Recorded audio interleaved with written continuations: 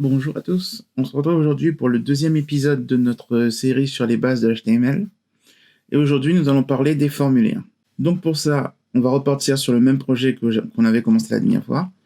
Et on va créer une nouvelle page qu'on va nommer par exemple contact.html. Nous allons commencer notre formulaire de contact. Pour ça, on va déjà ouvrir une balise HTML standard. On va dire que notre document va être en français. Et on va dire que il aura comme titre contact. Voilà. Je vais mettre un peu d'espace ici. Pour commencer un formulaire, il faut utiliser la balise form. Cette balise form prend comme premier paramètre l'action. L'action est tout simplement l'endroit où le formulaire va vous rediriger quand vous allez cliquer sur le bouton envoyer. Alors nous, on va rester sur place. Pour l'instant, c'est juste, on voit les bases du formulaire. On ne voit pas le back qui va avec. Ça, on le verra plus tard quand on parlera soit du PHP ou de Node.js ou autre. Après, il prend en second paramètre la méthode. La méthode, il y en a deux de disponibles. Il y a la méthode get, où là, tout ce qui sera dans notre formulaire sera visible dans l'URL en haut. Et il y a la méthode post. Et là, les données ne seront pas visibles dans le formulaire et seront envoyées directement. Nous allons essayer avec la méthode post. Qu'est-ce que peut avoir un formulaire? Déjà, un formulaire peut avoir un label. Et le label vous demande un for. Le for, c'est quoi? C'est tout simplement l'ID auquel il doit être relié. Donc, si par exemple, je crée un input, input de type texte, voilà, et que je lui mets un ID, par exemple, name underscore ID. Alors, moi, j'aime bien mettre ID comme ça. C'est pour moi, je me retrouve plus tard, mais vous pouvez utiliser le nom que vous voulez. Je vais donner le même ID. Je vais donner dans le for l'ID de mon input. Voilà. Alors, pour ça, on va aller bien sûr sur notre formulaire de contact pour le voir. Donc, ça va être contact.html. Voilà.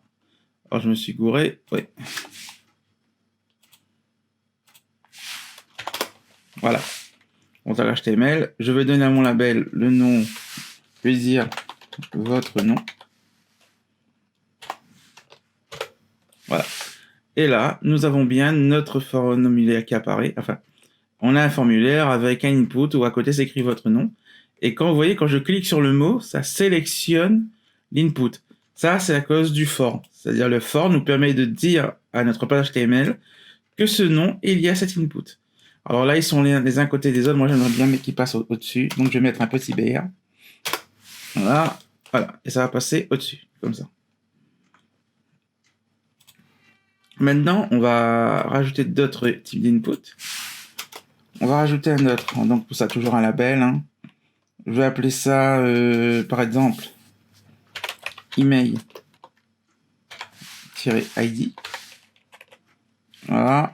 Ici, je vais mettre votre adresse email. Voilà. Je vais rajouter un input de point email, ça existe. On verra plus tard les différents types d'input qui existent. La liste est quand même assez longue. Voilà. Et on ne précise pas de préciser que c'est email-id. Donc, on rajoute. Bien sûr, j'oublie pas le BR.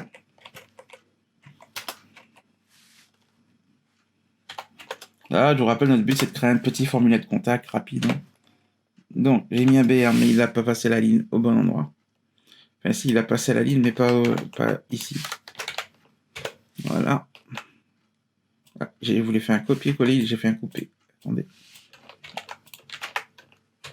Voilà. C'est parfait. Alors, d'un formulaire de contact, voilà ce qu'on a la plupart du temps. Votre nom, votre adresse email. Et le dernier truc, qui va être un texte arrière. Alors, pareil, on va mettre un label avant. Donc, un petit BR pour que ça passe à la ligne. Après ce BR, je vais mettre un label. Ce label, ça va être, je sais pas moi. Je vais appeler ça texte-id. Voilà. Et ici, je vais dire votre texte. Voilà.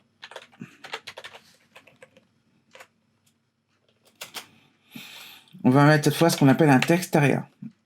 Un text area, ça va être une grande zone où on va pouvoir écrire du texte. Donc, on va voir ça ensemble. Donc, l'ID ici, ça va être text-ID. Voilà. Bien sûr, on va pas oublier de mettre notre BR. Voilà la ligne. Voilà. Ok, c'est une zone où vous voyez, on peut écrire pas mal de texte et on peut la redimensionner. Voilà ce qu'est un text area. Pour l'instant, on ne va pas voir du tout l'apparence, c'est-à-dire comment styliser ça pour que ce soit joli. Pour l'instant, on voit vraiment le côté HTML de la chose. Comme on peut voir, notre text area prend deux paramètres. Le calls, qui va correspondre à la largeur. Si par exemple je mets 50, vous voyez, il va s'allonger. Et ça va correspondre à la hauteur. Si par exemple je mets 30, voilà, on aura un text area beaucoup plus grand. Maintenant, on va voir d'autres types de paramètres qu'on peut mettre dans nos balises. Un paramètre que vous allez pouvoir mettre sur toutes vos balises de type input, par exemple, c'est le placeholder.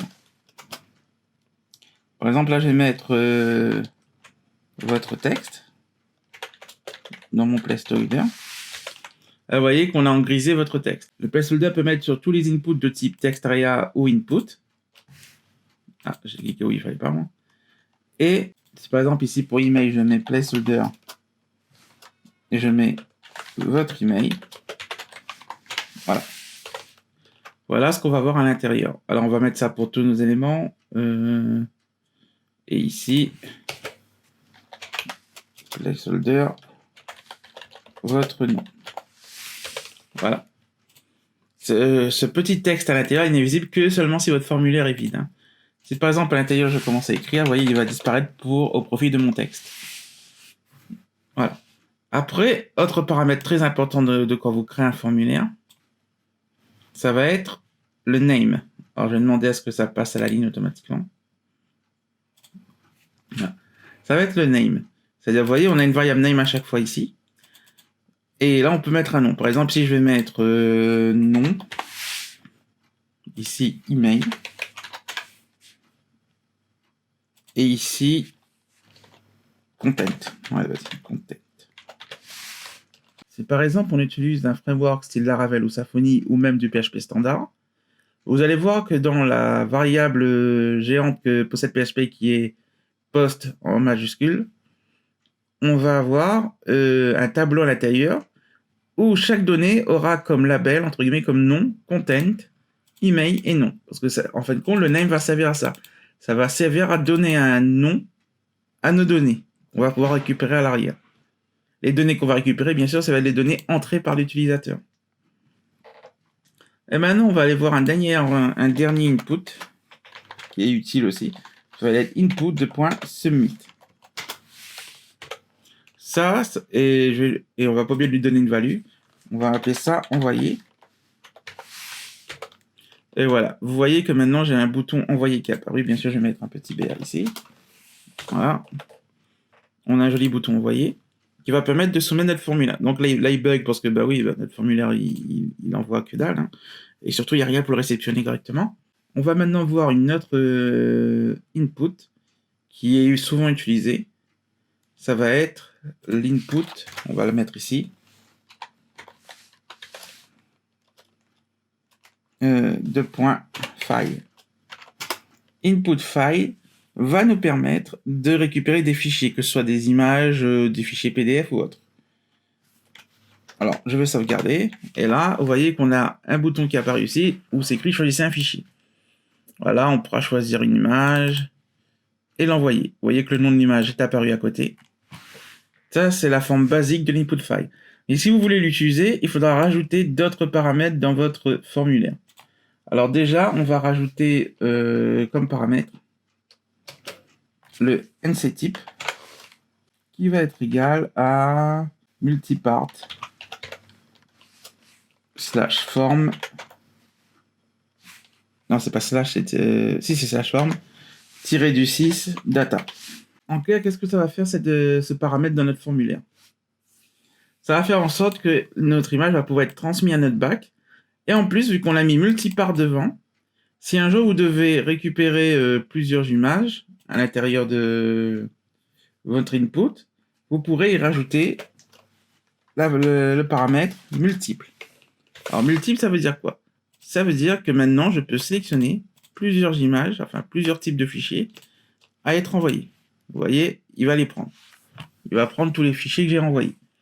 Donc voilà, ça va nous permettre d'envoyer plusieurs images. Vous allez prendre qu'une seule image, vous mettez qu'un seul.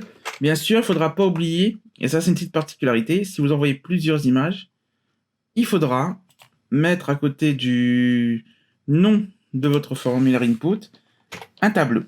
Ça c'est pour dire qu'il va falloir mettre les images dans un tableau. Pour PHP, à l'arrière, vous allez voir que PHP, vous allez retrouver dans la variable file toutes vos images bien rangées dans un tableau. On verra ça plus tard. On n'en est pas encore là. Voilà. Après, vous allez voir, il y a beaucoup de types d'input. Normalement, vous devez utiliser Visual Studio, je pense, si vous suivez ce tuto. Et ben, dans ce cas-là, je vous conseille juste de taper input. Et là, vous allez avoir les différents inputs que vous pouvez avoir. Vous pouvez avoir un input BTN, input buttons, un input color qui vous sert à sélectionner des couleurs. On va les mettre, par exemple, ceux-là. On peut avoir un input date qui permet de sélectionner des dates.